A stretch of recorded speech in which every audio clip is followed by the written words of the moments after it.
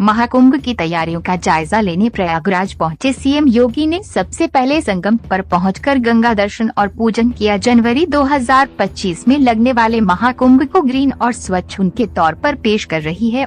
CM योगी महाकुंभ की तैयारियों को लेकर समीक्षा बैठक व स्थलीय निरीक्षण भी करेंगे।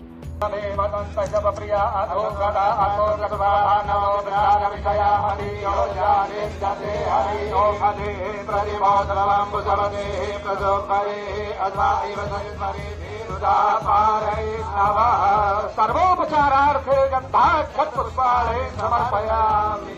श्री त्रिवेण्यै नमः। आरार्कित्या ओम जय श्री त्रिवेणी माँ जय श्री त्रिवेणी तीर्थराज प्रयाग प्रकाशिनी सबको सुख देती।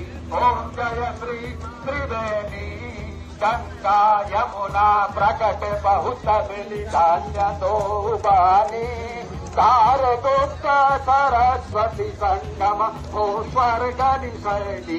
ओम जय श्री त्रिवेणी अंतर वेद शास्त्र सूचि महिमा सत्य काम धयनी पाप काटने भक्त भगवती ओम वैनी शैली।